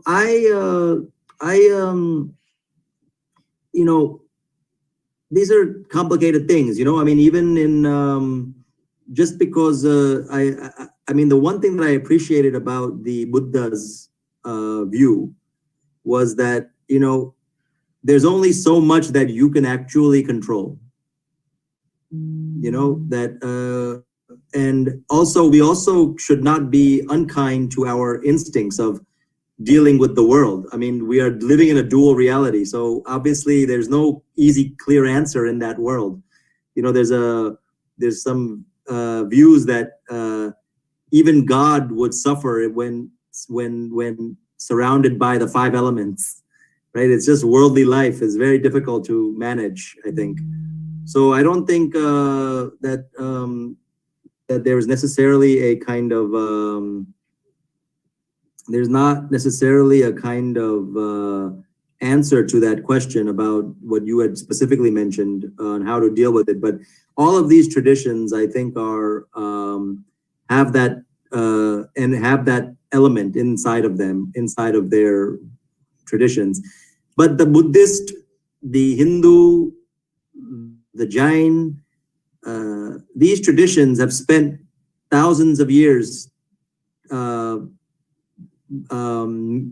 writing about it, arguing about it, thinking about it, practicing it. And I think that's why these traditions are now especially, I think, easy for us to study. I think the other traditions in many ways, like, the Christian mystics or the Kabbalah, these were esoteric, small groups. We don't, it never became as popular or as widespread or as heavily textualized as these traditions have become. So maybe that's why I think, such universities that you are all part of is the kind of the light for the future, for studying these things in very deep ways, instead of, and maybe other traditions will also start studying those things in their own tradition, more than other things. But again, that's optimism. We hope so. Here at International Buddhist Studies College, we should never forget the first word. We are here to cultivate. We're here to cultivate. And I really respect the question about where are we going to stand here and now? How are we going to practice something meaningful? Catherine Cornell wrote, for me, a book I always think about, although I read it a while ago, The Impossibility of Interreligious Dialogue. But she really spoke about the possibility of it. And one of the points she makes is you have to stand somewhere if you're going to dialogue. You cannot have a dialogue from nowhere. And so I think Dr. Deven gave us the background to really understand how Buddhism dialogues with the other traditions in the pre-Buddhistic context. In this spirit, if I may let's add, go ahead. If I may add, but you remember, what was the Buddha's name? One of his names was Shakya Muni. And the word Muni means somebody who stays quiet. So sometimes maybe dialogue is not such a good thing. Maybe it's best just to be quiet.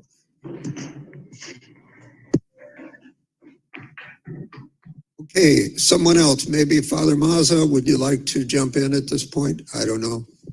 He's been waiting. I read the expressions on people's faces. Well, thank you so much, Professor Petel, for your wonderful presentation and very insightful. So I have no questions because you answered them all from also my friends. Or maybe if just one question would be maybe more personal. You have studied so much, all these traditions, and if you had to choose one teaching or something that helps you, that guides you in your personal life, what would that be? I know that there are many, but maybe if you had to choose one teaching or something that an insight that you got from studying all those also poems and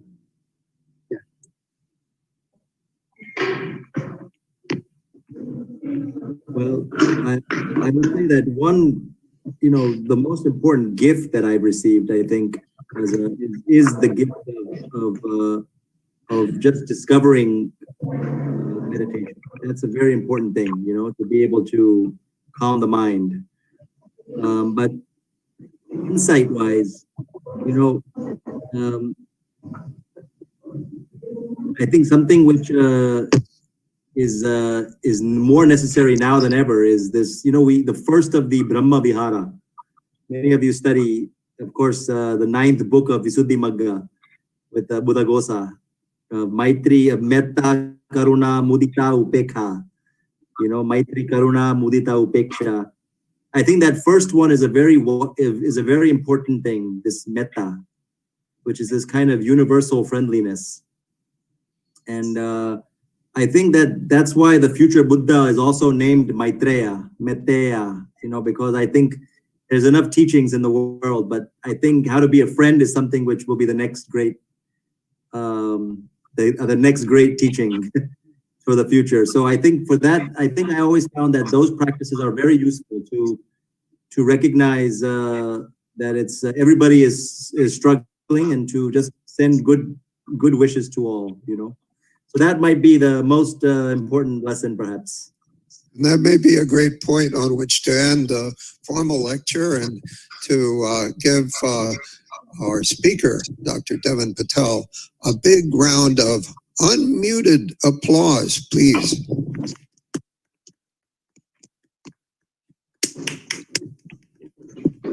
Okay, and a big Y to you from Thailand, in the hope that you will not be a stranger and you will be with us in person after COVID. I would love to be part of your discussion anytime.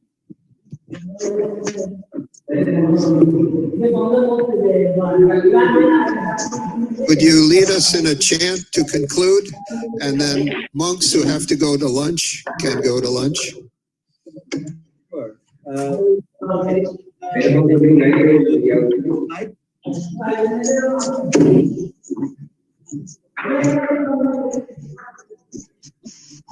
Okay, let's see if we can do this right. Can a monk lead us into the? I can do the Metta Sutta if you'd like. That would be great if there is a volunteer. Any volunteer to do that from among the monastics? I could also do it, but it would be nice to hear somebody else do it. I see Venerable Wutichai nodding. Is that meaning you want to volunteer? Okay, up to you. I just do the simple Namo Tassa. Namo Tassa Bhagavato Arahato Sammasambuddhassa. Namo Tassa Bhagavato Arahato Sammasambuddhassa. Namo Tassa Bhagavato Arahato Sammasambuddhassa. Great. It's customary to let the monks have their lunchtime because it's very short and that's their only meal for the day normally. So I suppose I should ask, would anybody like to stay back who isn't a monk to talk for a few more minutes informally or not? I don't know. If we have a critical mass, I'm prepared to extend it for 15 minutes of informal discussion. But for the monastics, it's appropriate that they go to their lunch. Okay. How many people would like to stay behind for a few minutes? I don't know. Hand up. Hand up. Sorry, there isn't a critical mass, so we'll have to let it go. But it's been wonderful. I really appreciate this class. Every single one of you has tried to contribute something.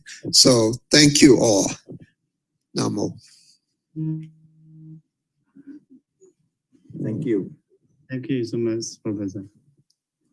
Thank you. Thanks, Dr. Petel.